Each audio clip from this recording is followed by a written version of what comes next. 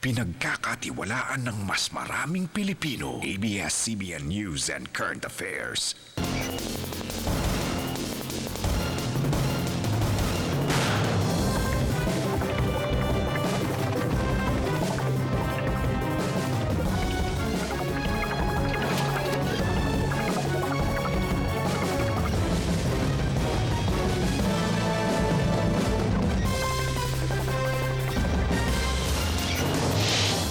Davao, Mindanao, Pilipinas, ug tibuok kalibutan. Kuyog ang mga patrol ng Pilipino among ihatod ang mga balita.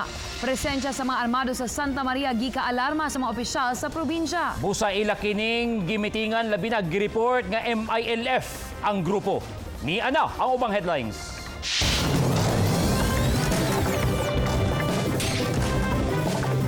Ubang Davaoenyo walay bilib sa gipakitang performance ni Manny Pacquiao kontra Juan Manuel Marquez.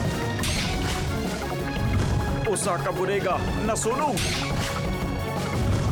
Multicab nabangga sa tanker, driver patay.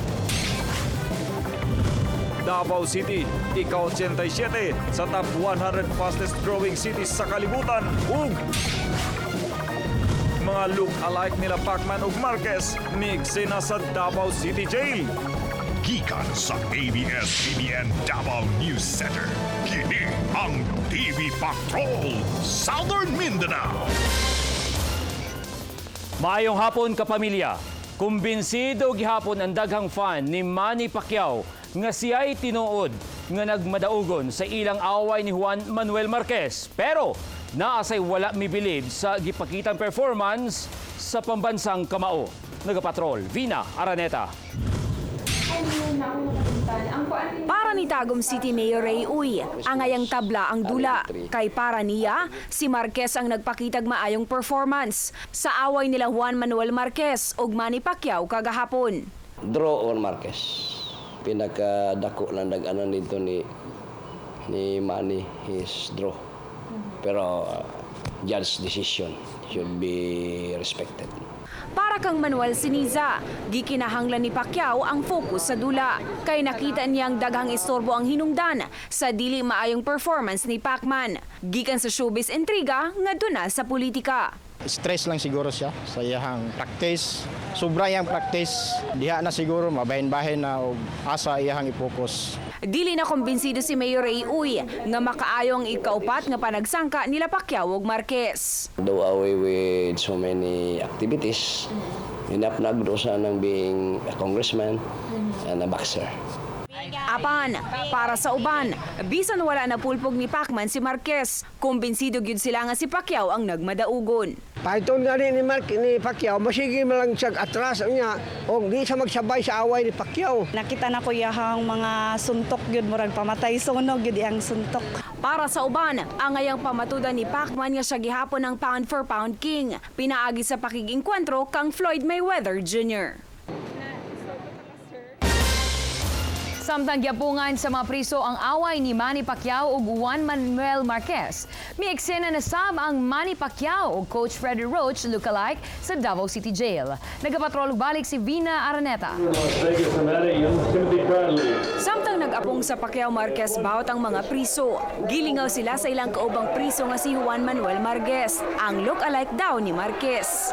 Ug syempre, migawas na sab si Manny Pacquiao nga lookalike ni Manny Pacquiao.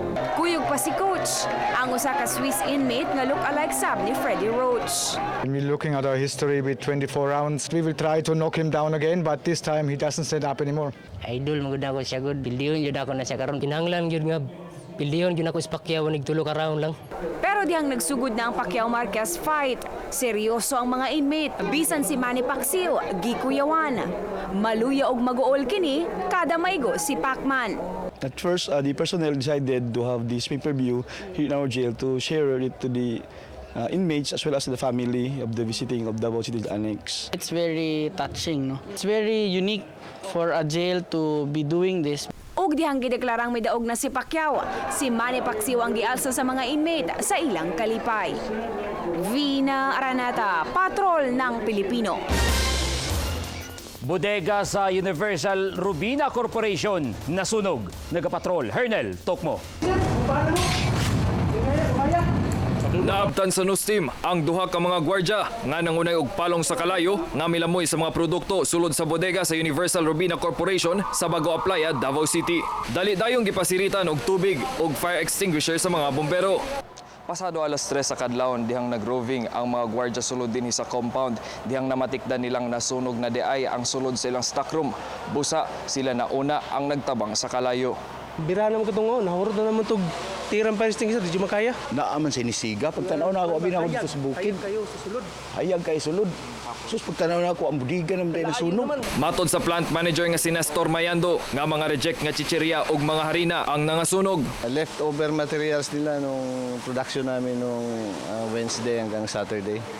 Padayon pang ginaimbestigahan sa mga bombero ang hinungdan sa sunog. Apil na ang damyos. Hernal Tokmo, Patrol ng Pilipino. Talagsaon lang ang petsa nga magsunod ang tulo ka parehong numero sama sa petsa ni atong Biyernes nga 11-11-11. Busa gilang swerte kini. Ilho nato ang mga 11-11 babies nga gipanganak diha sa Southern Philippines Medical Center. Nagapatrol si Claire Cornelio. 20 minutos una mag-alas 11 gipanganak pinaagi sa normal delivery ang usa ka batang babae. Maayo ang kondisyon niini nga gipahigda dayon sa tiyan sa iyang inahan. Wala pa panganli sa inahan ang bata. Primary gravid ang patient and she delivered spontaneously and without difficulty. Anong oras siya? Nanganak siya 20 minutes before 11 o'clock. Samtang sa recovery area, nalipay kaayo ang 27 anyos nga si Juliet Destraho, taga Talomo, Davao City. Kaya pilang yang ikaduhang anak nga baby girl nga si Lucy Gwen sa natawo sa 11-11-11. Gikalipay sab ni Juliet nga nadungan kini sa kapamilya run. Swerte jud oy. Pandra na, pero siya sa pandra. Kumbaga sa New Year, magsugat gani, ano lang. Swerte sab para ni Catherine Di Guzman. Natawo ang iyang anak nga si Claire Janine, alas 3:27 sa kadlawon. Sad na ko siya nga. Hampingan ako siya. Tagagmay kaugmaon. Sa record sa Southern Philippines Medical Center, sulod sa 11 ka oras karong Nobyembre 11, 2011, nay 11 ka mga lalaki ug napulo ka mga babae nga gianak sa SPMC. Claire Cornelio, Patrol ng Pilipino. At angis sa pagbalik sa TV Patrol Southern Mindanao. Usa ka rebelding NPA nadakpan. Ug saksihan ang mga eksena sa Kapamilya Run 11-11-11.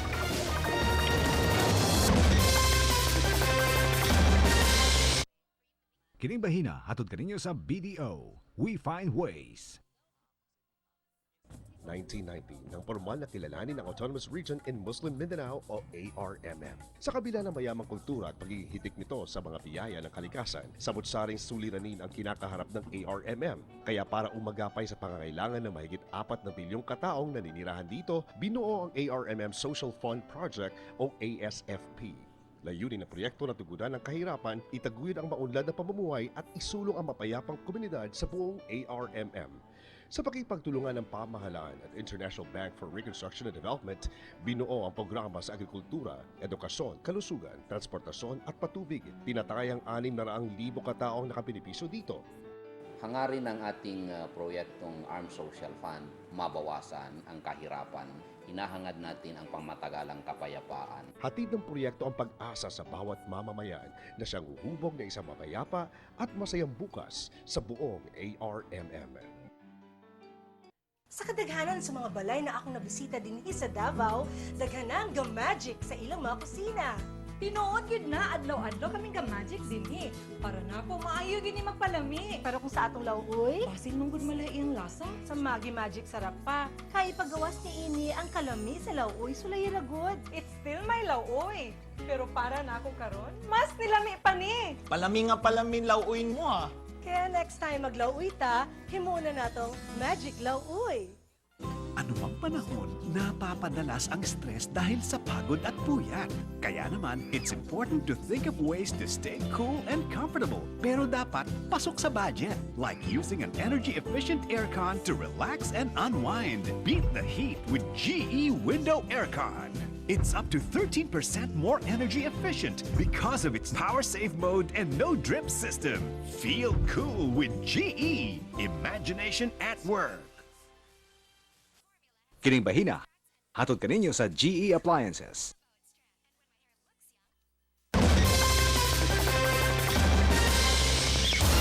Usa ka rebuilding NPA nadakpan.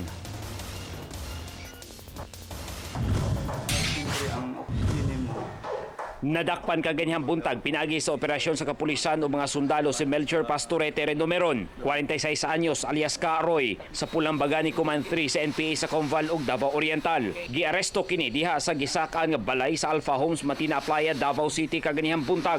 Si Melchor naay warrant of arrest gikan sa mga kasong murder, frustrated murder o robbery. We are just implementing yung instruction ni Chief PNP sa yung aming mandate na implement yung mga standing warrant of arrest. Gilimod ni Melchor ang mga kasong gipasangil kaniya. Di man ako personal na akong trabaho sa organisasyon man na siya. Kay mando man na siya sa kuan, hataas nga organo. Si Karoy, residente sa lungsod sa Mako, ug matod niya, milugsong siya aron magpatambal sa sakit nga anemia. Ang tuyo di patambal, plastic anemia, mga duha ka tuig na. Definitely may warrant of arrest naman siya.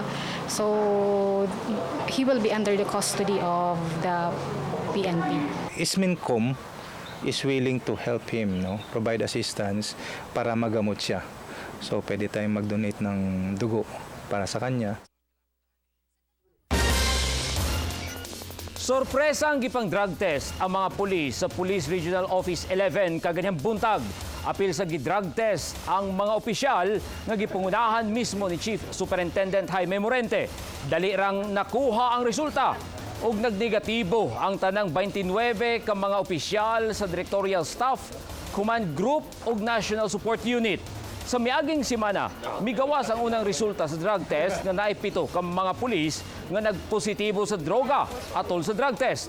Upat nila naasahin sa DCPO, usa sa Davao Oriental ug usa sa Davao del Norte. So para fair dealing sa lahat, so ngayon ang drug test naman natin is yung mga police commissioned officers. So with this, nagpakita lang na sincere ang PNP na i-eliminate ang whatever illegal activities.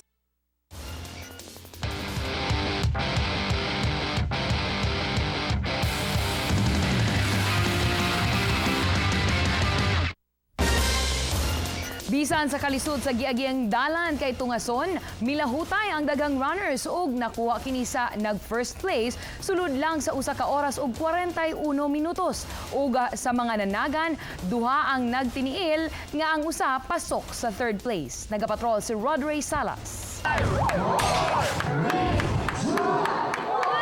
250 ka mga runner ang nanagan para sa 21K sa Kapamilya Run 11-11-11.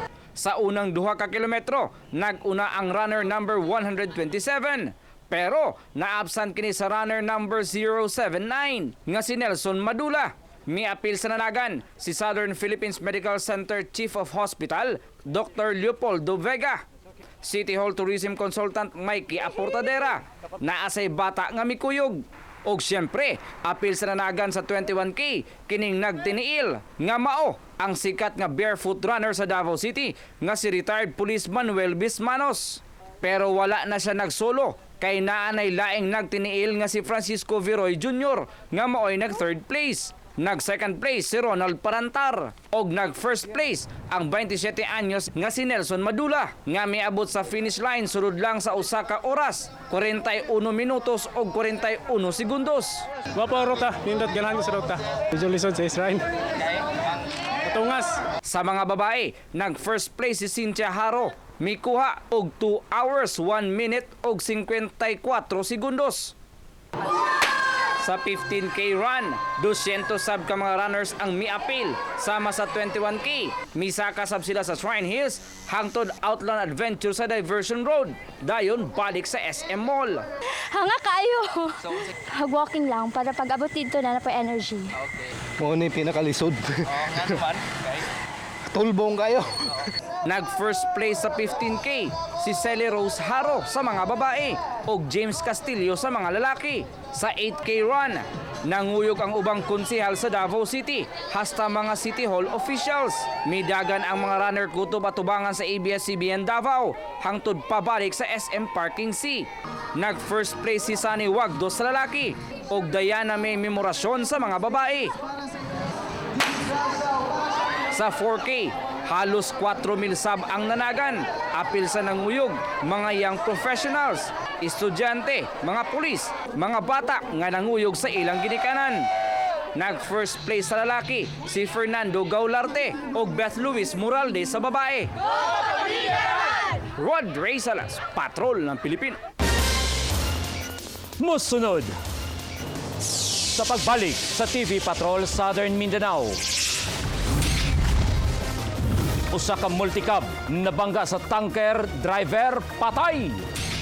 Og Davao City, ika-87 sa fastest growing cities sa kalibutan.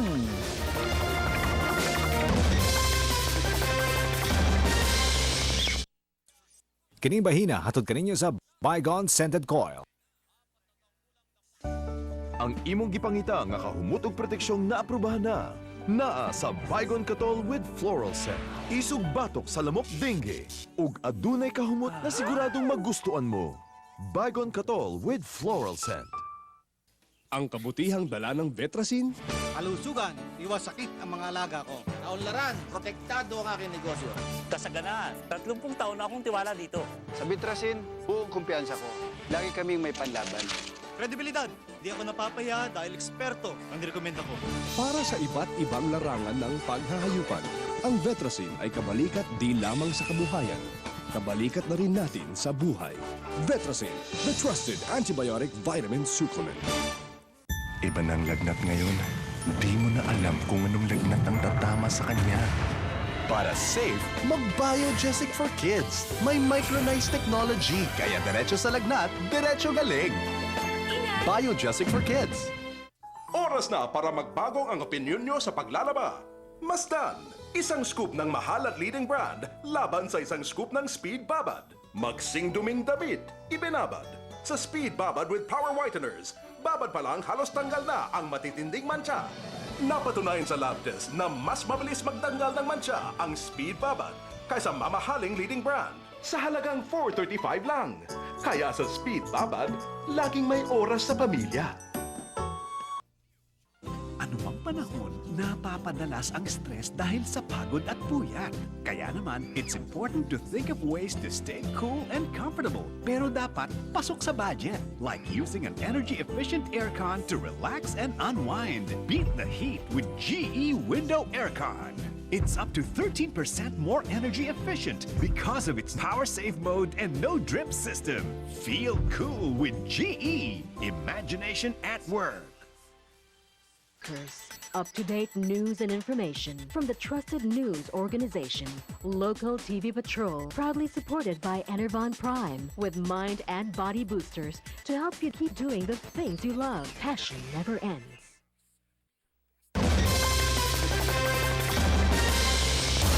Multicab na bangga sa tanker, driver patay. Nagapatrol, Elric Ayop.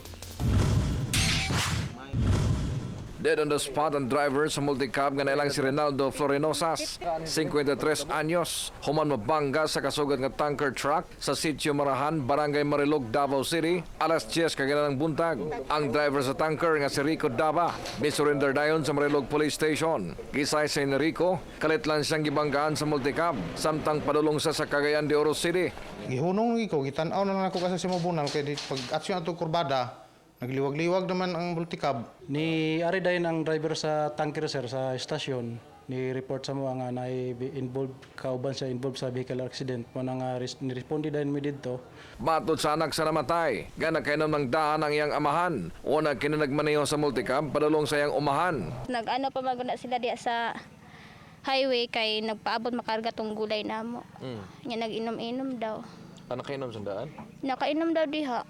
Ang pasahero ni Ronaldo nga si Gabriel Ponce nga nasamad sa ulo, gidala na sa SPMC aron matambalan. Elric Ayop, Patrol ng Pilipino. Sa 89 ka mga scholar gikan sa Pakibato District, Davao City nga gipa-eskwela sa militar, may graduate sa kursong vocational. Nagapatro si Vina Araneta.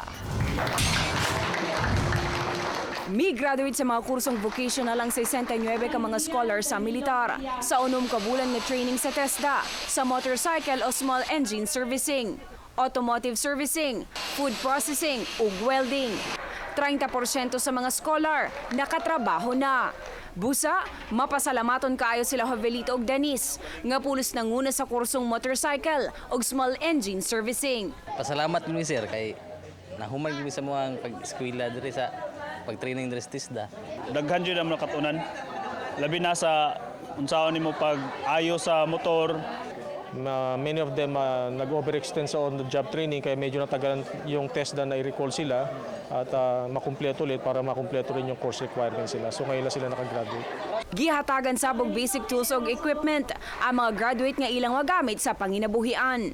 Dako kayong tabang na makakita sila og ginagmayng trabaho og pangimpliyo niya og mubalik sila. Ang vocational training subay sa youth leadership sa Peace and Development Program sa 10th Infantry Division. Vina Araneta, Patrol ng Pilipino.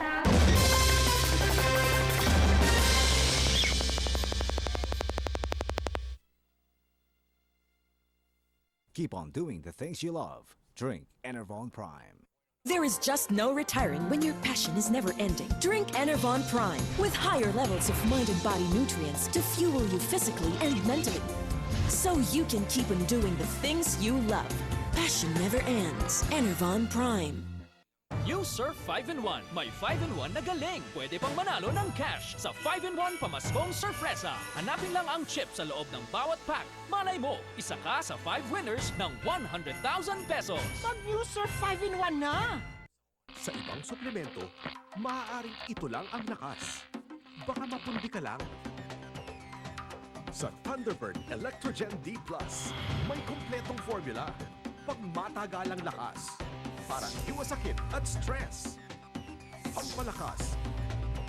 Tibay at sigla. Sa anumang panahon.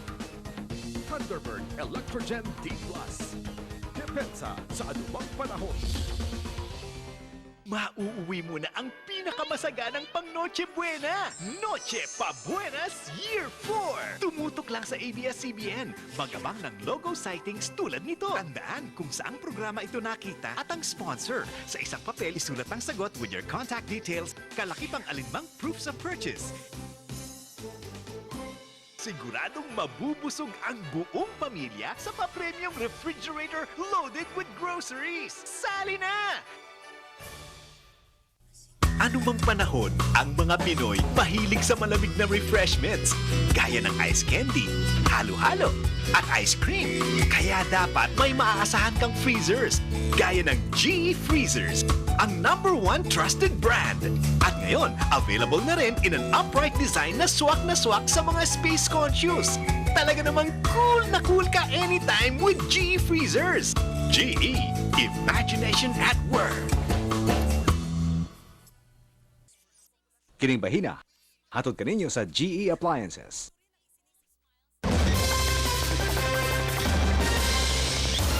Nasiplatan niya itong Biyernes sa kabukiran sa Barangay Daligasaw sa Santa Maria, Davao del Sur ang presensya sa mga armadong grupo nga gidudahang mga sakop sa MILF. Busa nagpatawag og emergency meeting si Davao del Sur Governor Douglas Cagas. Sa militar, kapulisan, kuyog si Santa Maria Mayor Mila Cabanyero. Labi na nga dihang naig-report nga nangahadlok og namakwit nga mga residente. Dihang mikatag ang istorya nga naay-hostage ang mga armado. Giingong unang namatikdan ang mga armado sa kabukiran sa Malita. Una kini Mitabuk sa Santa Maria. Hinoon gideklarang luwas na ang lugar dihang wala na namatikdi ang mga armado. Good news mga kapamilya, ika-87 sa top 100 fastest growing cities sa tibuok kalibutan ang Davao City. Giilang rason ni ini mao ang daghang investment nga nanulod sa Davao City nga timailhan sa nagkalig-on nga ekonomiya sa syudad. Busa gikalipay kini kaayo ni Mayor Inday Sara Duterte. Ang Davao City ang bugtong syudad sa Pilipinas nga nakasulod sa listahan sa gihimong survey sa City Mayors Foundation nga usa ka London-based research group. Gibase kini sa annual growth rate sa usa ka syudad gikan 2006 hangtod 2010. Sulod sa 15 ka tuig miabot sa 2.53 ang annual growth rate sa Davao.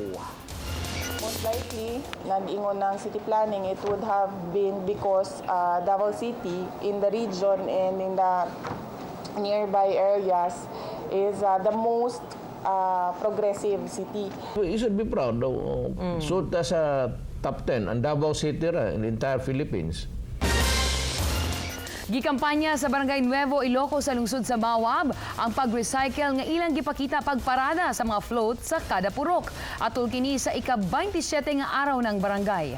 Nagapatrol si Rodray Salas. Higanting durian ang konsepto sa float sa Purok 2. Pero mga papel ang materialis ni ini. Dakong alibang sab ang gisakyan sa mutya ng Purok 4-A. Gipamunitsab sa Purok 3 ang mga dagkong dahon, mga CD, plastic cups, hasta plastic bottles nga gidekorasyon sa ilang float. Papel nga gansa ang gibida sa float sa Purok 7. Mga bunot sa lobisab ang gitigom sa taga Purok 1-A. Pero lahi kining kabaw nga giantiparahan og bagol sa Purok 4-B. Nagguyod ang kabaw sa kariton nga gidekorasyonan og mga plastic wrappers. Kada float gisundan sa mga partisipante sa parada nga naka-headdress nga gawas nga colorful kaayong tan-awon, nagpakita sab sa ilang mensahe sa pag-recycle sa basura. Ang parada subay kini sa ika-27 nga pagsaulog sa Barangay Nuevo, Iloco. Rodray Salas, Patrol ng Pilipino. Kapamilya, mao kadtong kinatibukan sa TV Patrol Southern Mindanao karong adlawng Lunes, Nobyembre 14, 2011. Nga 41 ka adlaw na lang una ang Pasko. Tungod kay bisan asa ang balita, tuwa kami. Ug among ihatod kaninyo bisan asa ka man sa kalibutan. Mayong hapon.